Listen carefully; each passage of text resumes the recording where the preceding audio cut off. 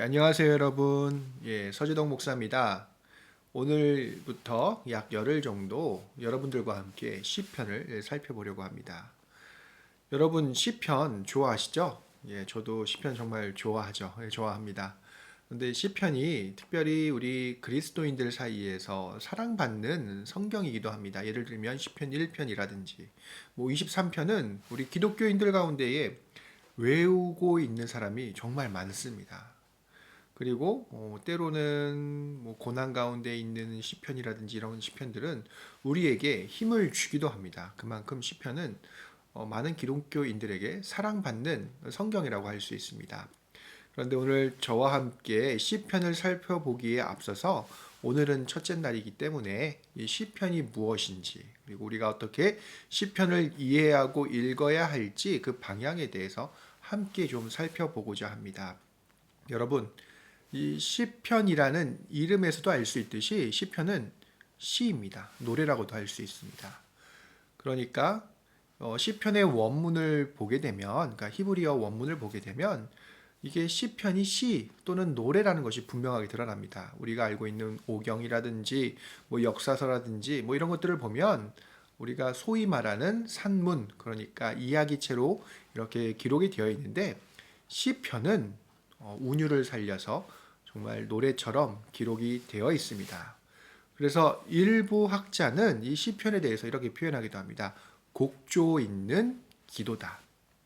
그 말이 정말 맞습니다. 그리고 히브리어로 이 시편의 이름은 테힐림이라고 합니다.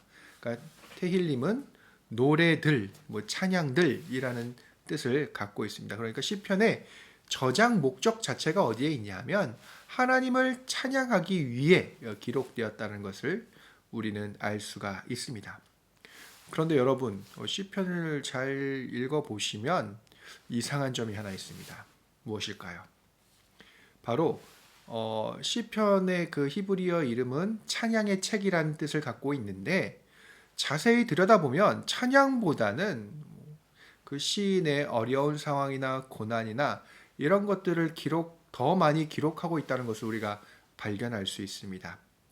그런데 이런 분위기, 그러니까 시편에 있는 그런 어둡고 슬프고 힘든 분위기가 잘 보시면 점차적으로 찬양으로 바뀌는 것을 우리가 알 수가 있습니다. 그러니까 분명히 시편의 대다수는 탄원과 탄식, 그러니까 시인들이 겪는 고난 속에서 하나님께 드리는 그런 찬양들이라고 할 수 있는데 찬양의 끝으로, 시편의 끝으로 가면 갈수록 찬양이 더 빈번하게 드러나는 것을 우리가 확인할 수 있습니다. 그래서 이 시편은 바로 인간의 고난에서부터 점차적으로 어떻게 하나님께 대한 찬양으로 전환되어 가는지 그것을 잘 이렇게 보여주고 있는 성경이라고 우리는 이해할 수가 있습니다. 또 시편을 이해할 때 중요한 사항 하나가 있습니다. 그것은 바로 시편의 표제어들입니다. 여러분, 시편을 가장 많이 기록하거나 또한 시편과 가장 많이 어떻게 말하면 연관되어 있는 그런 인물은 누구일까요? 바로 다윗입니다. 무려 다윗과 관계된 시편이 73편입니다. 시편이 모두 다 150편인데 그 중에 절반 정도가 다윗과 관계되어 있습니다. 그리고 그 다음엔 아삽 시편은 12편 정도 되고요. 고라 자손의 시가 한 11편 정도 되고 솔로몬의 시가 한 2편, 그리고 모세의 시가 1편, 그리고 기타 다른 시들이 있습니다. 그러니까 절대 다수가 다윗과 관계되어 있다라고 합니다. 그래서 유대인들이 이제 성경을 주석해 놓은 게 있습니다. 그걸 미드라시라고 하는데 특별히 미드라시 시편에 관해서는 이렇게 소개하고 있습니다. 그러니까 토라라고 얘기하면 오경인데요. 창세기, 출애굽기, 레위기, 민수기, 신명기의 이 5권은 하나님께서 모세에게 주셨고 그리고 시편의 5권은 다윗에게 주셨다라고 이렇게 기록하고 있습니다. 그만큼 시편 하면은 이 다윗과 연관되어 있습니다. 그래서 다윗이 정말 중요한 이유는 무엇이냐 하면 이 시편이 다윗의 삶과 비교해서 또는 다윗의 삶, 그러니까 특별히 사무엘서에 기록되어 있는 다윗의 그 모습, 그 생활의 모습, 그것들을 통해서 이 시편을 더 깊이 있게 이해할 수 있기 때문이기도 합니다. 여러분, 그러니까 이 시편들을 잘 보면 시편에는 제목들이 가끔 있는데요. 그 제목들을 잘 보게 되면 다윗과 관계되고, 그리고 다윗이 경험했던 사건들과 관계되어 있는 것들이 상당히 많이 있습니다. 그래서 시편을 이해할 때 표제어, 특별히 다윗과 관계되어 있는 제목들은 우리가 알고 있는 사무엘서에 기록되어 있는 다윗의 그 삶과 비교해 볼 때 더 깊이 있게 이해할 수 있다라는 뜻이기도 합니다. 여러분, 또 이제 시편을 이해할 때 중요한 게 하나 더 있습니다. 그것은 바로 시편의 방향성입니다. 여러분, 다른 성경들을 잘 보시면 이렇게 얘기할 수 있습니다. 하나님께서 인간에게 주셨다. 그렇죠? 하나님께서 이 성경을 통해 자신을 드러내셨다라고 얘기하는데 이것을 계시라고 합니다. 그런데 시편을 잘 들여다보면 하나님께서 인간에게 주신 게 아닙니다.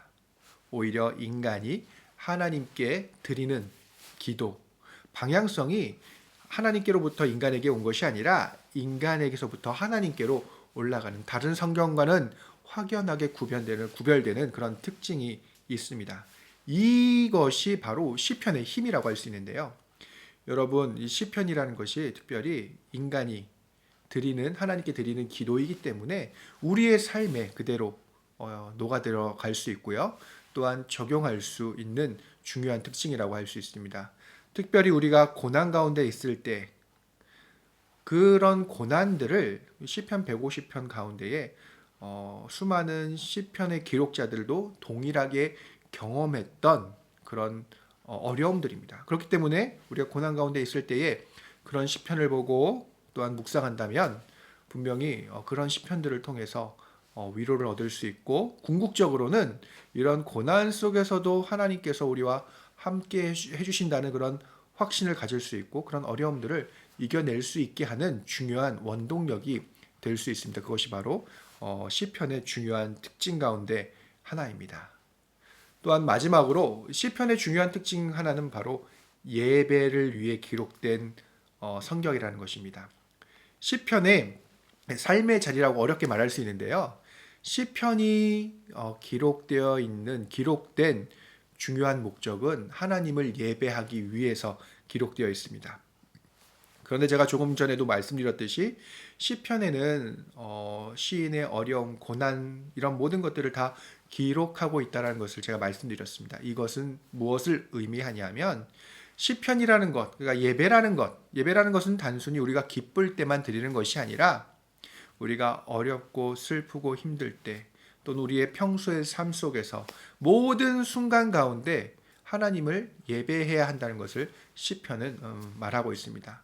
그렇기 때문에 저와 함께 이제 시편을 이렇게 공부해 나갈 때에 시편을 통해서 어떻게 우리가 고난 속에서, 평범한 우리의 삶 속에서 또는 기쁨 가운데 어떻게 하나님을 예배해야 하는지 한 편 한 편을 살펴보면서 그 모든 신학들을 살펴보고자 합니다.